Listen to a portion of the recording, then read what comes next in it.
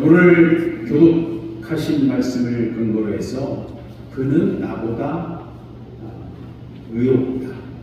그는 나보다 의롭다. 라는 제목을 가지고 말씀을 전하고자 합니다. 오늘 여러분들이 함께 교독한 말씀을 읽었듯이 그 내용은 간단합니다. 유다와 며느리 다말의 이야기를 통해서 하나님의 섭리를 보여주고 있습니다. 유다는 누굽니까? 유다는 아브라함의 아들 이삭의 아들 야곱의 넷째 아들이 바로 유다입니다. 오늘 본문에 유다가 나오는 거죠. 유다가 와 며느리 다말의 이야기를 다루고 있는 겁니다. 유다가 세 아들이 있어요. 세 아들이 있는데 이름이 엘입니다. 장자가 엘이고 차남이 오난입니다. 그리고 막내가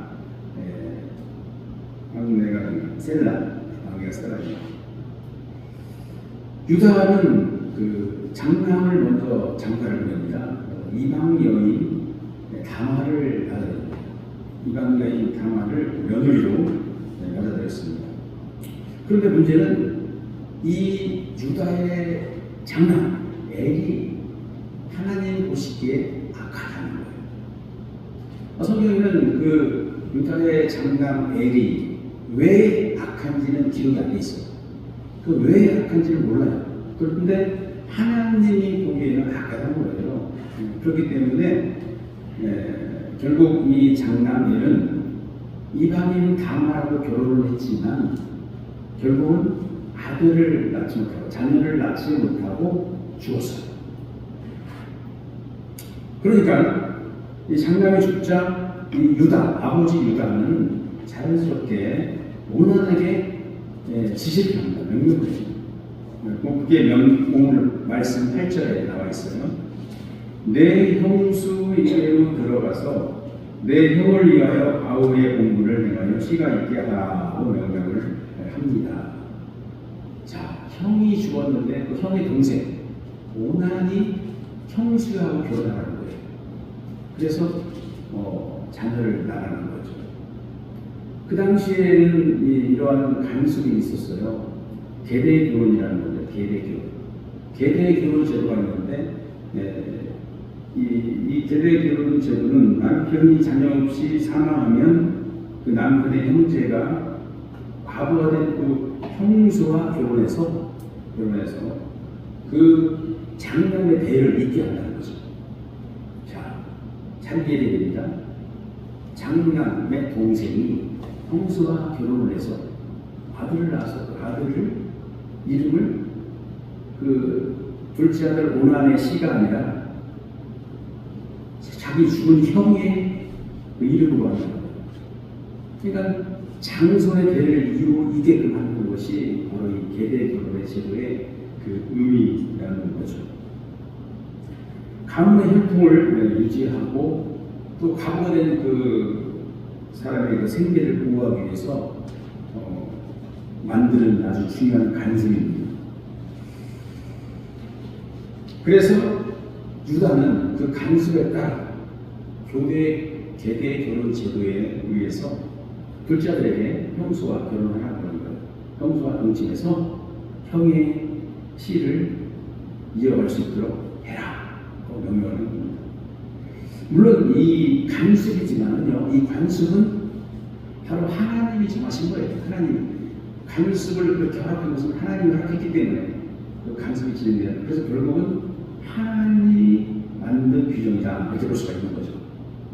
그러니까 장남의 그 혈통을 이어가기 위해서 바로 계대 결혼 제도를 하나님이 만드신 거예요. 나중에는 이 모세가 이 계대 결혼 제도를 이스라엘 나라가 형성됐을 때 이스라엘 백성들에게 선포하는 거예요. 이 계대 결혼 제도를 이해하라고. 그것이 신명기 25장 5절 6절에 기록되고 있습니다. 제가 한번 읽어보겠습니다. 형제들이 함께 사는데 그중 하나가 죽고 아들이 없거든 그 죽은 자의 아내는 나가서 타인에게 시까지 말 것이요 그가 남편의 형제가 그에게로 들어가서 그를 맞이하여 아내로 삼아 그의 남편의 형제된 의무를 그에게 다 행할 것이고 그 여인이 낳은 첫 아들이 그 죽은 형제의 이름을 잊게 하여 그 이름이 이스라엘 중에서 끊어지지 않게 할 것이니라 라고 기록하고 있습니다. 이 말은 뭔 말이에요? 절대 장남의 배가 끊기면 안 된다는 거죠. 장남의 혈통이 끊기면 안 된다는 거죠. 그러니까 그 형제 중에 계속 이어서 그 씨를 이어간다는 것을 말하고 있는 것입니다. 이 세대계로 제도가 바로 당시의 고대사회의 관습이었습니다. 그런데 이러한 관습을 하나님께서 이스라엘 백성들에게 시행케 한 것은 하나님의 섭리가 있었어요. 하나님의 깊은 의도가 있었고 하나님의 뜻이 있었다는 것을 우리가 알게 됩니다.